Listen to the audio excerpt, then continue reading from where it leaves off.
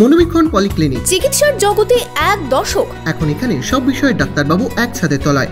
Phone করুন 7477799515 এই নম্বরে। সাত সকালে মর্মান্তিক দুর্ঘটনা নবগ্রামে। মাটির দেওয়াল চাপা পড়ে মৃত্যু হলো এক বৃদ্ধা ও এক শিশুর। এই ঘটনায় শোকের ছায়া নেমে এসেছে নবগ্রামের রামানন্দপুর গ্রামে। জানা গিয়েছে, কয়েকদিন ধরে রামানন্দপুর গ্রামে একটি মাটির দেওয়াল বিপজ্জনক অবস্থায় ছিল। শুক্রবার সকালে রাস্তা দিয়ে হেঁটে যাচ্ছিলেন এলাকারই বাসিন্দা গঙ্গাদাসী মণ্ডল নামে এক বৃদ্ধা, সাথে ছিল এক শিশুও। দেওয়ালের পাশ দিয়ে হেঁটে যাওয়ার সময় ওই মাটির দেওয়াল হঠাৎই হুড়মুড়িয়ে ভেঙে পড়ে, তাতেই চাপা পড়েন ওই বৃদ্ধা ও শিশু। স্থানীয়রা তাদের উদ্ধার করে নবগ্রাম ব্লক প্রাথমিক স্বাস্থ্য কেন্দ্রে নিয়ে গেলে বৃদ্ধাকে মৃত বলে ঘোষণা করে এবং ওই শিশুকে মুর্শিদাবাদ মেডিকেল কলেজ হাসপাতালে স্থানান্তরিত করা হলে সেখানেই তার মৃত্যু হয়। এই ঘটনায় এলাকা জুড়ে নেমে এসেছে শোকের ছায়া। পুলিশ বৃদ্ধার মৃতদেহ ময়নাতদন্তের জন্য মুর্শিদাবাদ মেডিকেল কলেজ হাসপাতালে পাঠায়।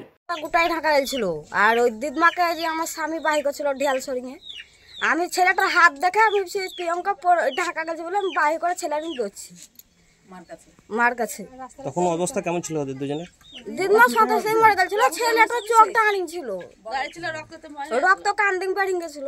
নাতনিকে নিয়ে বেড়াই দিয়েছিল ওইদিকে রাস্তার দিকে, ওইখানে ঢালাইয়ের ব্যাগে একটা পাঁচির আছে, পুরাতন পাঁচির, সেই পাঁচিরটা তার উপরে উল্টে পড়ে যায়, যে ঢাকা যায়, সেই ঢাকা যাওয়ার দরুনে উনি মারা যায়।